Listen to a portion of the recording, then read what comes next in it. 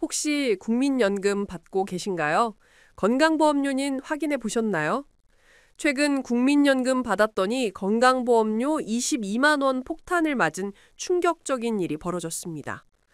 이게 어떻게 된 일인지, 혹시 나도 그렇게 되는 것은 아닌지 궁금하셨던 분들, 오늘 영상 끝까지 보시면 앞으로 국민연금 받을 때 어떻게 해야 하는지, 무엇을 조심해야 하는지, 그리고 어떻게 손해보는 실수를 피할 수 있을지 알 수 있습니다. 안녕하세요. 편한생활TV입니다. 먼저 요점부터 딱 짚겠습니다.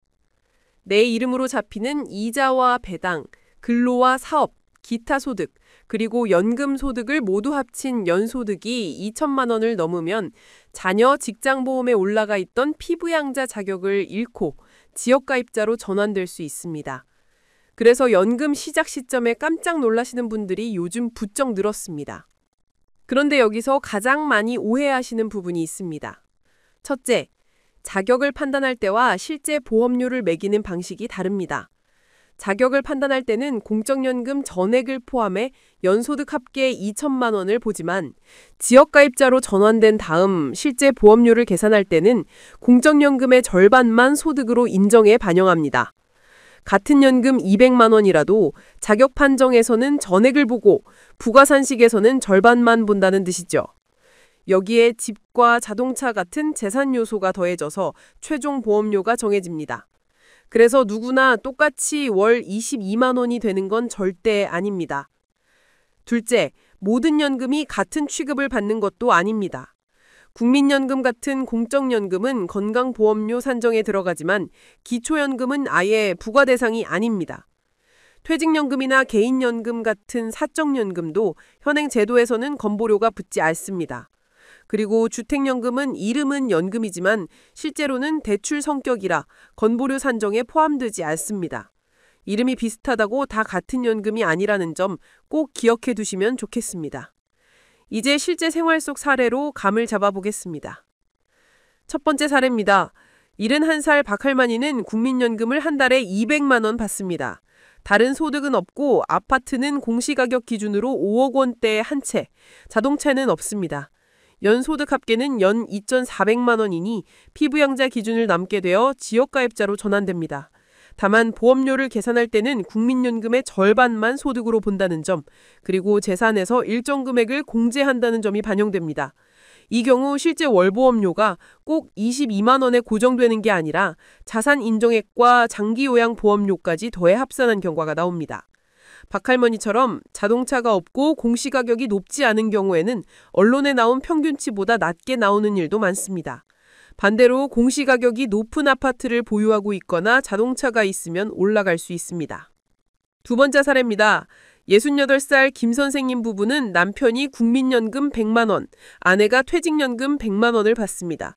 두 분 합쳐 월 200만 원이지만 건강보험료 산정에는 공적연금인 남편의 100만 원만 반영되고 퇴직연금은 현행상 반영되지 않습니다. 같은 총액 200만 원이라도 구성에 따라 결과가 달라지는 이유가 바로 여기에 있습니다. 그래서 국민연금만으로 채우신 분이 상대적으로 불리하다는 체감이 나오는 것이죠. 제도적 형평성 논의가 이어지는 이유이기도 합니다. 세 번째 사례입니다. 69살 이 여사는 국민연금은 월 150만 원, 여기에 주택연금을 월 60만 원 받습니다. 주택연금은 대출 성격이라 건보료 산정 소득에서 제외됩니다.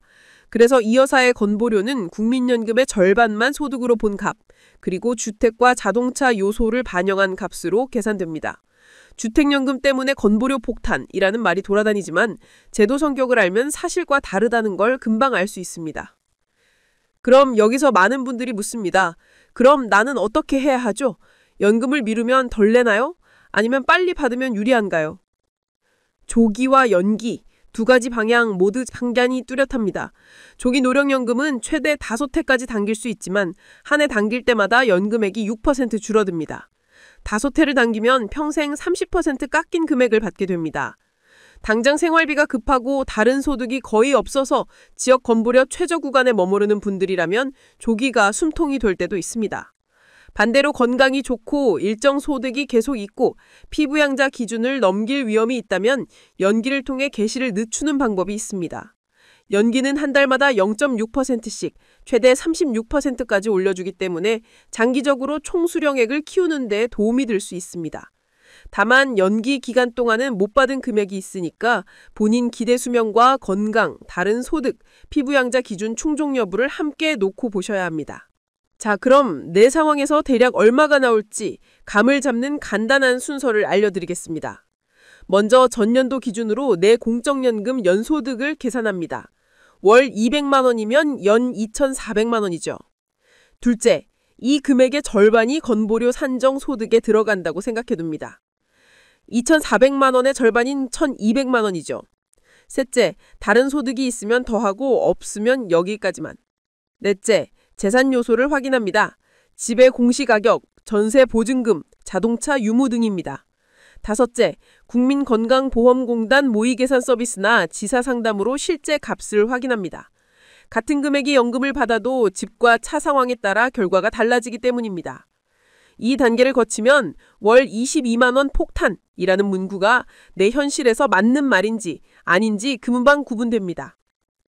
여기서 아주 중요한 주의점 하나만 더 드리겠습니다. 요즘 기준 2천만 원을 넘지 않게 일부러 연금 개시를 당기거나 나눠받자는 이야기가 커뮤니티에 떠돕니다. 그런데 자격 판정에는 연금 전액이 반영되고 부가산식에서만 50%가 반영된다는 점을 헷갈리면 오히려 계산이 틀어져서 손해를 보게 됩니다. 또 조기 수령은 한 번 선택하면 되돌리기 어렵고 평생 감액이라는 점이 무겁습니다. 제도가 불리하니 무조건 조기, 이런 식의 단순 결론은 위험합니다.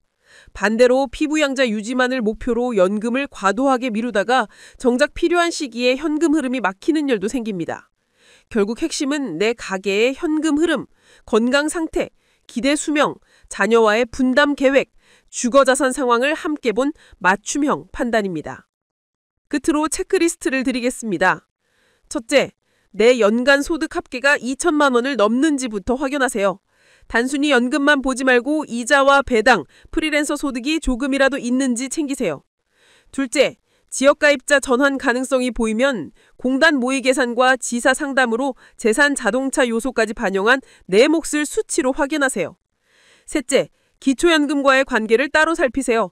기초연금은 건보료와 별개로 소득 인정액 산식에 따라 감액될 수 있으니 연금 개시와 기초연금 수급의 맞물림을 점검해 손해를 막으세요.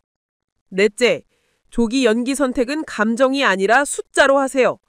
조기는 연간 6% 감액, 연기는 월간 0.6% 증액이라는 평생 룰을 먼저 적어놓고 모의 계산과 함께 비교하시면 판단이 훨씬 명확해집니다. 다섯째, 주택연금은 건보료 산정 소득이 아니라는 점을 기억하시고 주거자산을 현금 흐름으로 바꾸는 수단으로서만 비교해보세요. 오늘 영상에서 꼭 가져가실 메시지는 세 가지입니다. 하나, 연 2천만 원 기준은 피부양자 자격 판정선이고 실제 부과는 공적연금 50%와 재산 요소가 함께 작동한다는 점. 둘, 결과는 내 재산, 차 유무에 따라 결과가 충분히 달라질 수 있다는 점. 셋, 조기나 연기 모두 평생 영향을 주는 결정이니 기준 공식과 내 숫자를 가지고 침착하게 비교해야 한다는 점입니다. 편한생활TV는 앞으로도 제도와 숫자를 생활 연어로 풀어드리겠습니다.